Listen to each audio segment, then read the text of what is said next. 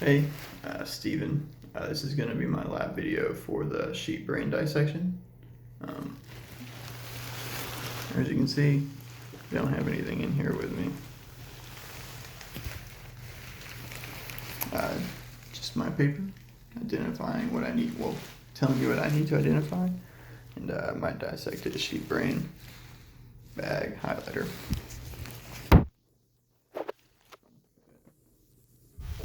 So first we're going to start with the exterior of the sheep brain. We're going to identify the cerebrum, which is going to be this portion up here. And there we're going to have the sulcus and the gyrus. So here you can kind of see like ridges in the brain, in the cerebrum. So those ridges, the depressed parts, are going to be the sulcus, and the raised portions, the bumps kind of, are going to be your gyrus. And then the longitudinal cerebral fissure, so what we cut along, it's going to be right in the middle of the cerebrum, dividing it in half. Next we have the brainstem. Mine did not stay attached very well. It's going to be this guy right here, kind of dangling there at the end, and it's going to go up kind of into the midbrain. It's going to be, kind of like the middle of the brain, if you will. Not quite the middle, but the midbrain's going to have the cerebral peduncle, which is right here, and there's going to be a superior and an inferior colliculus. The pons is going to be kind of like this part that's actually going up into the brain of the brainstem. The medulla oblongata is going to be like the middle portion of the brainstem. And then the ending over here is going to be your spinal cord.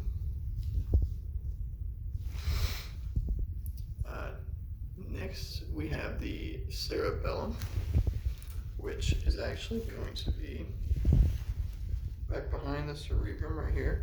It's going to be this guy right here. This will be the inside view of it. So there you're going to have your vermis in your lateral hemisphere.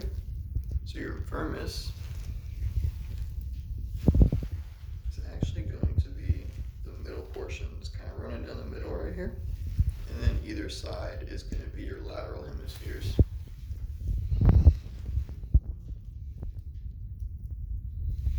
Your meninges are going to be the layers of that brain on the outside.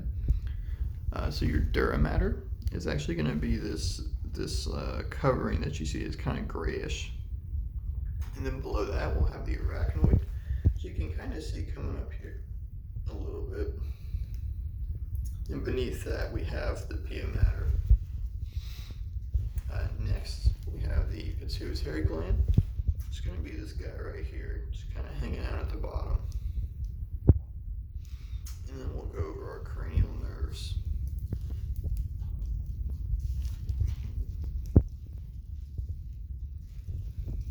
Okay. So for our cranial nerves, we'll start with the olfactory bulb, which are going to be like these bulbs kind of on the end of the cerebrum, on the bottom here, the anterior, which is also going to house your olfactory nerves. And then we're going to have the optic. So the optic nerve is going to be these guys right here. With your chiasm is going to be in the kind of beneath that, kind of where they cross and meet up. Where's the nerves are the endings, and then the tract is going to be the very bottom of that, kind of underneath the chiasm here. Next we have the ocular motor nerves, which are going to be these guys right here. And then the trochlear, which is not very visible, it's going to be in here. The trigeminal, which is going to be below your oculomotor. And your abducens, which are going to be back here, but again, it's not very visible on mine. Next, we'll have the mid-sagittal section. So the mid-sagittal section is going to be kind of this inside area right here. So we'll have the corpus callosum, which is going to be kind of this big big part right here.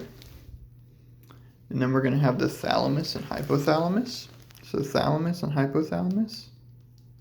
It's going to kind of be right here. The hypothalamus on the bottom, the thalamus on top. And then we'll have the lateral ventricle, which is actually very clear right here. This kind of depression ventricle, if you will. And in that, we're going to have the septum, the septum pellucidum and the choroid plexus. And then we're going to have we're going to have the third ventricle kind of underneath that. It's kind of hard to see on mine. And then the cerebral aqueduct is actually going to be kind of like an aqueduct that runs between the cerebrum and the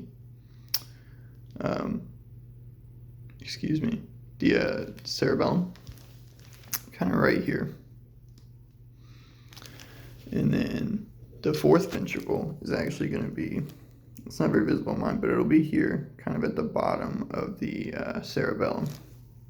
You can kind of see a little bit of a depression. It's not very noticeable. And then the arbor vitae. It's kind of this big, this tree-looking thing right here. So it's kind of the big trunk right here. And then for the spinal cord, we have white matter, gray matter, and then the dorsal and ventral roots. My dorsal and ventral roots are not very noticeable, unfortunately, but your white matter is going to be the lighter coloration here. It's kind of looking like branches. And then the gray matter is going to be the darker area that's kind of around it, giving it its outline. And then the dorsal and ventral roots are going to kind of be here at the end. They're going to go down into your spinal cords.